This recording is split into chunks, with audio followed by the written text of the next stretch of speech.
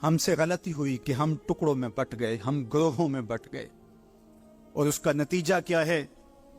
آج پوری امت زخم زخم ہے، پوری امت لہو لہو ہے۔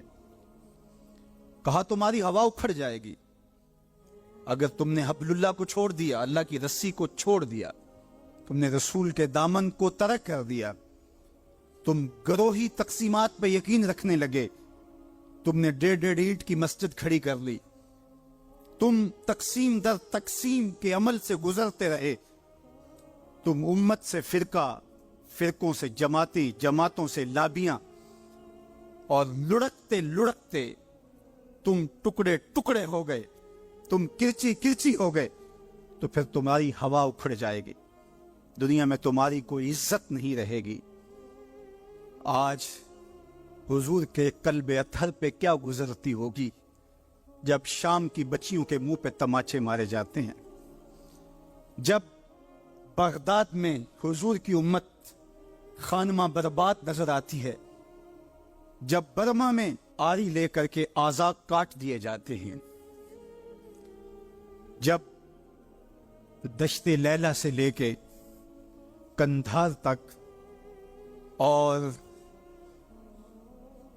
غزہ سے لے کے کشمیر تک لاشیں ہی لاشیں بکھری ہوئی نظر آتی، بستی بستی،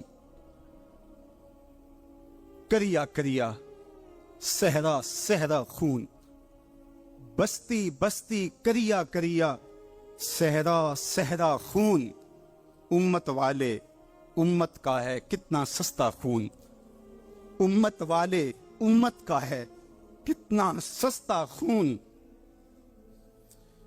شام، قدس، کشمیر اور برما، کس کس کا احوال کہوں؟ شام، قدس، کشمیر اور برما، کس کس کا احوال کہوں؟ ہر سو زخمی، ہر سو لاشیں، ہر سو بہتا خون، امت والے امت کا ہے کتنا سستا خون، امت والے امت کا ہے کتنا سستا خون۔ آج امت لہو لہو ہے، اس پوری کائنات میں 1 انچ بھی جگہ ایسی نہیں ہے جہاں آتش و آہن برستا ہو اور وہ کفار کی سرزمین، جہاں بھی خون بہتا ہے وہ بستی مسلمانوں کی ہے، جہاں لاشیں گرتے ہیں وہ گھر مسلمانوں کا ہے، جہاں عصمتیں لٹتی ہیں وہ خطہ مسلمانوں کا ہے۔ یہ ہمارے گناہوں کی سزا ہے جو ہم کاٹنے پہ مجبور ہیں، اور جب تک ہم امت نہیں بنتے تب تک رسوائیاں ہمارا مقدر ہوں گی اور ذلت ہمارا مقسوم ہے جب تک ہم ان کے دامن سے نہیں جڑ جاتے۔ قوت عشق سے جب دہر میں اجالا نہیں ہوتا تو پستیوں کو بلندیوں سے بدلنے کا کرینہ آپ نہیں سیکھ سکتے۔ نام محمد کو تھام کر کے، امت کی وحدت کے تصور کو اجاگر کر کے، حضور کا پاکیزہ وجود جو امت کی وحدت کا ضامن ہے، اس سے بے لوث محبت کا رشتہ اور الفت کا ربط جب تک مضبوط نہیں ہوتا تب تک ہم ان مشکلات سے کبھی بھی نہیں نکل سکتے۔ 1000 فلسفے تراش لیں، 1000 منطقیں بگھار لیں، لیکن کوئی نتیجہ نہیں ہوگا۔ تمہیں نتیجہ تب ہی ملے گا جب حضور کے قلب اطہر کو آرام پہنچاؤ گے، جب امت بن جاؤ گے، جب حضور علیہ السلام سے وابستگی اپنا شعار زندگی بنا لو گے، تو پھر دہر میں اجالا اور روشنی حضور علیہ السلام کے نام کے صدقے سے نصیب ہوگی، اور تقدیر کا قاضی تمہاری سزائیں معاف کر دے گا، اور پھر نتیجہ تمہارے سامنے اس صورت میں نمودار ہوگا کہ تم بحر و بر کے مالک ٹھہرو گے، اور کائنات کے اندر حضور کے ساتھ وفا کے رشتے کے نتیجے کے اندر لوح بھی تمہارے ہاتھ میں ہوگا، قلم بھی تمہارا ہی مقدر ہوگا۔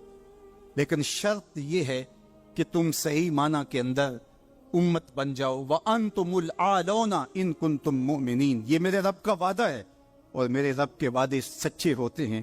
کہا تم ان کے بن کے تو دیکھو، عزت کا تاج میں تمہارے سر پہ رکھوں گا۔ یہ تمہاری غلطیوں کی تمہیں سزا دی جا رہی ہے، عزتیں تمہارے لیے ہیں، وقار تمہارے لیے ہے، لیکن شرط یہ ہے کہ تم میرے بھی بن جاؤ، میرے رسول کے بھی بن جاؤ، تو پھر عزتیں تمہارا مقدر ہوں گی اور شانیں تمہیں عطا کی جائیں گی، تمہیں عزتوں کی مستدوں پہ بٹھایا جائے گا۔ شکوے کی زبان کھلی تو لہجہ تلخ ہوا، اور اقبال بولا کہ صفائے طہر سے باطل کو مٹایا ہم نے، نوع انسانی کو غلامی سے چھڑایا ہم نے، تیرے کعبے کو جبینوں سے بسایا ہم نے، تیرے قرآن کو سینوں سے لگایا ہم نے، پھر بھی ہم سے گلا ہے کہ وفادار نہیں، ہم وفادار نہیں، تو بھی تو دلدار نہیں۔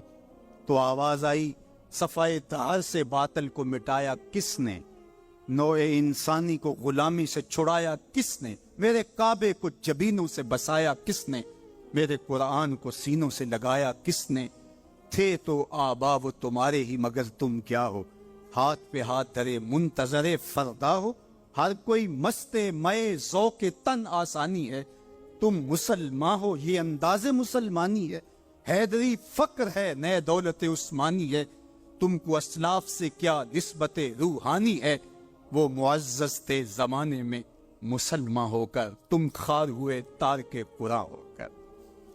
جب تم میرے تھے تو خالد بن ولید کے پاس زہر کی شیشی لے کے پادری آتا ہے تو حضرت خالد بن ولید پکڑ کے خود اس کو پی جاتے، اور وہ منتظر ہوتا ہے کہ تھوڑی دیر کے بعد یہ گریں گے اور موت واقعہ ہوگی، لیکن معمولی پسینے کے بعد حضرت خالد بن ولید کھڑے ہو کے کہتے ہیں میرے رب نے موت نہ لکھی ہو تو موت نہیں آ سکتی، آؤ رب کا ڈر سینے میں پال لو، زمانہ تم سے ڈرنا سیکھ لے گا، ان کے ہو جاؤ زمانہ تمہارا ہو جائے گا، ان سے وابستگی اختیار کرو پھر زمانہ تمہاری نوکری کرے گا۔ پھر میں اقبال کے لہجے میں کہنا چاہوں گا کہ محمد سے وفا تو نے تو ہم تیرے ہیں، یہ جہاں چیز ہے کیا لوح و قلم تیرے ہیں، پھر کائنات تمہاری باج گزار ہوگی، تمہاری دہلیز کی لونڈی ہوگی، زمانہ تمہارا نوکر ہوگا، شرط یہ ہے تم امت بن کے دے، تم نے امت بننا ہے، تم نے رسول اللہ کا غلام بننا ہے، تمہارا لب و لہجہ بتائے ہم حضور کی امتی ہیں، تمہارا طرز زندگی بتائے تم حضور کی امتی ہو، تمہارا کردار بتائے تم ترازو پہ کچھ تول رہے ہو تو لوگ دوسری طرف بھی منہ کر کے کھڑے ہو جائیں یہ غلط نہیں تول سکتا، یہ امت رسول ہے، تم بول رہے ہو لوگوں کو یقین ہو کہ یہ جھوٹ نہیں بول سکتا، یہ رسول اللہ کا امتی، تمہارا طرز زندگی بتائے میں امت رسول ہوں، تمہاری وحدت تمہارا زور ہے، تمہاری طاقت ہے، تمہاری توانائی ہے، تو فرمایا وَكَذَلِكَ جَعَلْنَاكُمْ أُمَّةً، ہم نے تو امت بنایا تھا تمہیں، تم ٹکڑے ٹکڑے ہوئے، تم نے اپنے آپ کو بانٹ لیا، تم ایک دوسرے کا گریبان نوچنے لگے، تم ایک دوسرے کے جبے پھاڑنے لگے، تم ایک دوسرے کے لیے نفرتوں کے بیج بونے لگے، تمہاری زبانیں انگارے اگلنے لگی، تم چنگاریاں نکالنے لگے، تم ممبر و محراب کے تقدس کو پامال کرنے لگے، تم خواہشات کے غلام بن گئے، تم آرزوؤں کے نوکر بن گئے، تم اپنے نفس کی غلامی میں آ گئے، تم تو غلام تھے آمنہ کے لال کے، تم نے کب سے نفس کی غلامی اختیار کر لی، تم کب سے خواہش کے نوکر بن گئے، تم کب سے نفس کے بندے بن گئے، پھر تمہیں ذلیل نہ کیا جاتا تو اور تمہارا علاج کیا ہے؟ تقدیر کے قاضی کا یہ فتویٰ ہے ازل سے، ہے جرم ضعیفی کی سزا مرگ مفاجات، یہ تقدیر کا فیصلہ ہے۔ عبد القادر روحیلے نے جب ملک تیمور کو قید کر کے اس کی آنکھیں نوکے خنجر سے نکالی اور اس کی حرم کی بیٹی اور بہوؤں کو بہنا ناچنے پہ مجبور کیا، لیکن ایک دم نہ جانے اس کو کیا خیال آیا، اس نے سارا اسلحہ اتار کے پھینک دیا اور چارپائی پہ لیٹ کے خراٹے لینے لگا، لیکن وہ بیٹیاں برابر ناچتی رہیں۔ تو عبد القادر روحیلہ کھڑا ہوا اور اس نے کہا کہ میں ایک سپاہی ہوں اور اس حالت کے اندر اسلحہ اتار کے خراٹے لینے لگ جانا یہ ایک سپاہی کی شان کے لائق نہیں ہوتا، یہ میرا تکلف تھا، یہ میری بناوٹ تھی، مجھے خیال آ گیا کہ میں نے بہت زیادتی کی ہے اور میں یوں لیٹا، میرا خیال تھا کہ تیمور کی کوئی بیٹی میرے ہی خنجر سے میرا گلا چیر دے گی، لیکن اس کے باوجود تم برابر ناچتی رہی، حمیت نام تھا جس کا گئی تیمور کے گھر سے۔ اس نے کہا کہ اب میں حق بجانب ہوں جو میں نے آپ کے ساتھ کیا، اس لیے کہ میرے خنجر کو پڑا ہوا دیکھ کے اور مجھے خراٹے لیتے ہوئے دیکھنے کے باوجود بھی جب تم ناچ رہی ہو تو پھر میں نے غلط نہیں کیا، تمہارا علاج یہی تھا۔ جب ہماری بیٹیاں غیروں کے نرغے میں ہوں، جب ہمارے گلے چیرے جا رہے، جب شام اجڑ رہا ہو، جب برما میں آریوں کے ساتھ انسانی آزاد کاٹے جا رہے ہوں، جب بغداد کے اندر اس امت کی شہزادیاں بھیک مانگنے پہ مجبور ہوں، تو مجھے بتاؤ اس زمانے میں بھی ہم ایک دوسرے کے گریبان نوچیں گے؟ تو پھر جو ہمارے ساتھ ہو رہا ہے یہ ہماری سزا تھی۔ ہمیں امت بنایا گیا تھا، ہم نفس کے غلام بن گئے، ہم خواہشات کے نوکر بن گئے۔ تو میرے رب نے کہا وَكَذَلِكَ جَعَلْنَاكُمْ أُمَّةً۔ دوسری بات وسطا، تمہیں امت وسط بنایا۔ امت وسط، اس کے 3 معنی امام قرطبی نے کیے ہیں: باعظمت امت، باکمال امت، اور تیسرا معنی معتدل امت۔ عظمت کے جس معراج پہ تمہیں بٹھایا تھا وہ کسی اور کا مقصوم نہیں تھا۔ جعلت لی الارض مسجدا، پوری کائنات کو تمہارے لیے مسجد بنا دیا گیا، تمہیں یہ عزت دی۔ حضور نے فرمایا میں آخری نبی ہوں، وانتم آخر الامم، اور تم آخری امت ہو، پس خدا بر ما شریعت ختم کرو، بر رسول ما رسالت ختم کرو۔ ہمیں آخری امت بنایا گیا۔ کنتم خیر امت اخرجت للناس تامرون بالمعروف وتنہون عن المنکر۔ یہ مجھے کہا گیا، یہ آپ کو کہا گیا، تم خیر امت ہو۔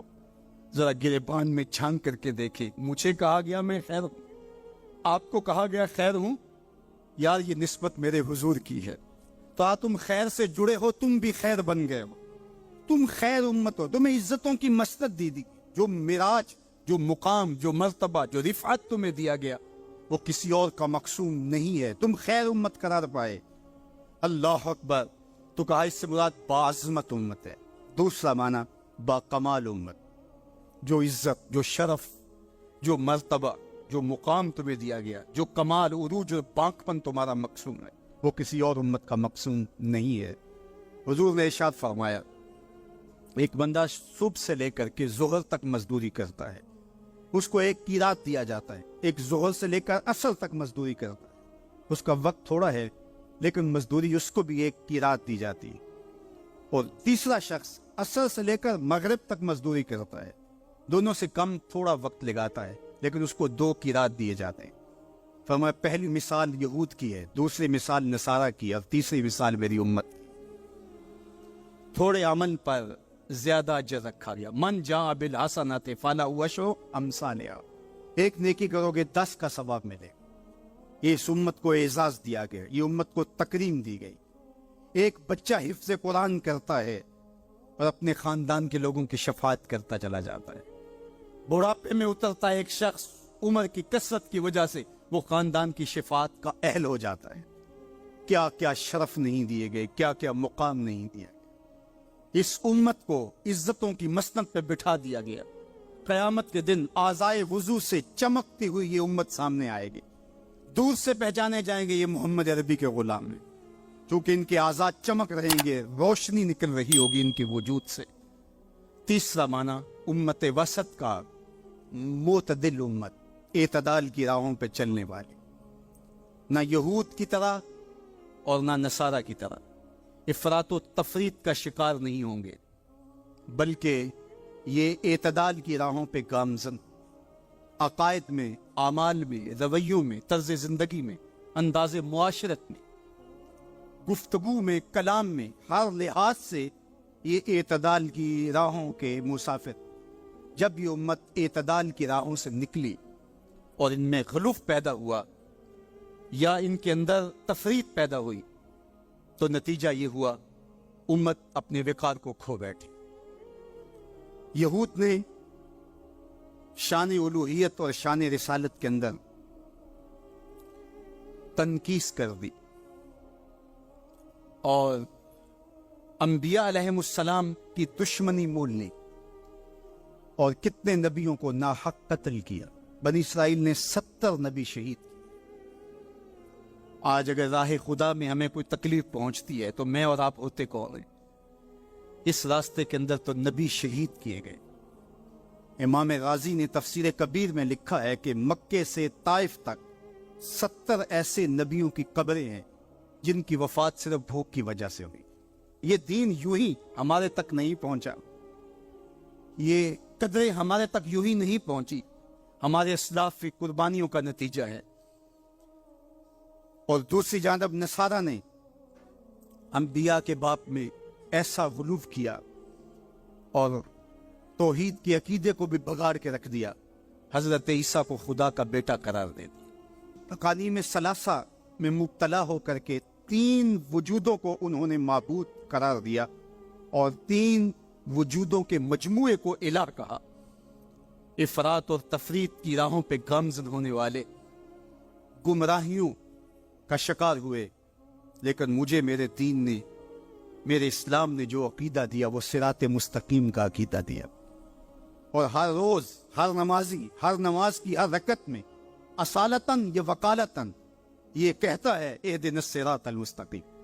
یہ اتنی ضرورت ہے ہماری کہ اللہ سے مستقیم راہ مانگے، کہ چونکہ دونوں جانب لڑکنے کے اندیشے لمحہ لمحہ موجود ہیں، پھر اس کو اجالنے کے لیے آگے کہہ دیا کہ غیر المغضوب علیہم ولا الضالین، یعنی نہ تو گمراہوں کا راستہ اور نہ جن پر تیرا غضب ہوا ان کا راستہ، نہ افراط نہ تفریط کی راہ۔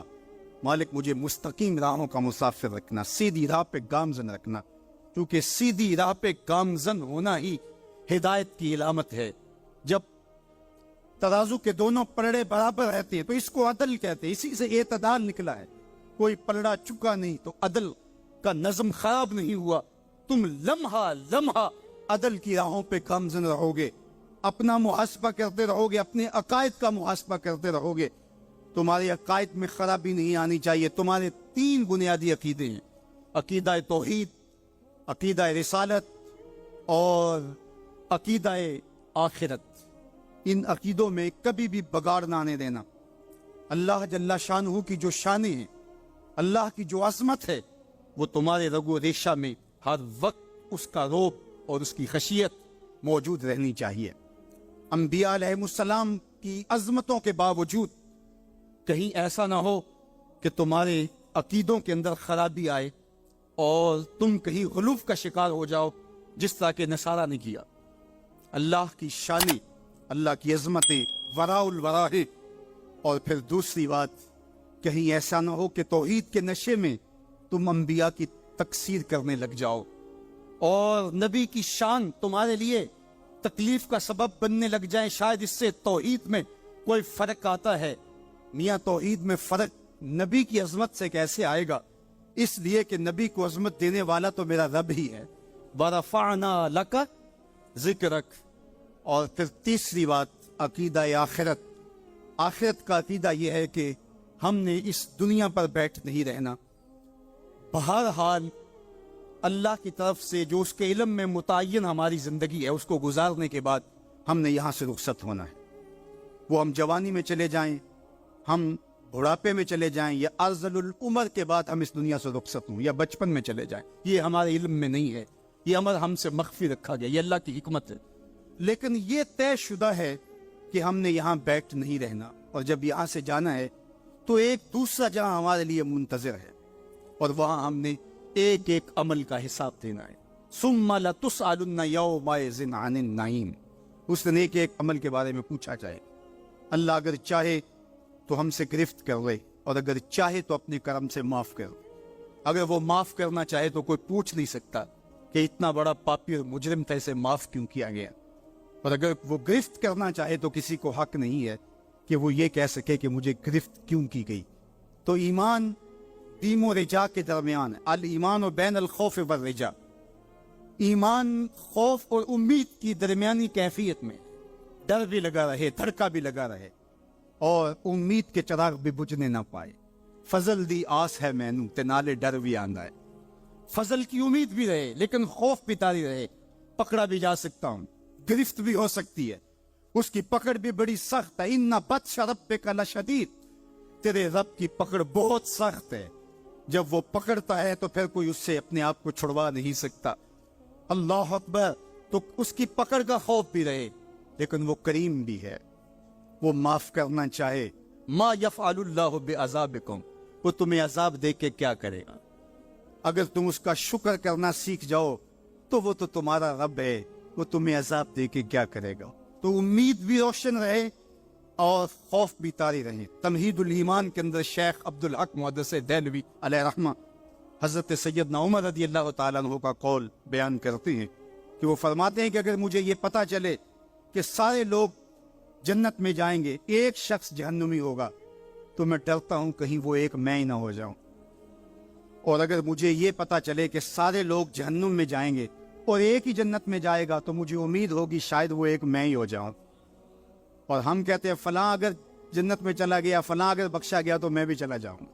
ہم نے اپنی آخرت دوسرے سے جوڑ دی، فلاں بخشا گیا تو میں بھی بخشا جاؤں۔ وہ کہتے ہیں اگر سارے جنت میں جائیں، یہ خبر ہو کہ ایک نے جہنم میں جانا ہے، تو میں ڈرتا ہوں کہیں وہ ایک میں ہی نہ ہو جاؤں، وہ میں ہی نہ پھنس جاؤں۔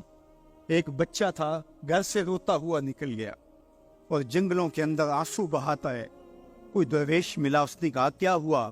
کہا مجھے اللہ سے بڑا ڈر لگتا۔ میرے حضرت قبلہ خواجہ محمد یعقوب مصطفیٰ رحمۃ اللہ علیہ آپ کے یہاں نشان پڑ گئے تھے رو رو کے، ان کی ہڈیوں میں درد بھرا ہوا تھا، یہاں رو رو کے نشان پڑ گئے تھے۔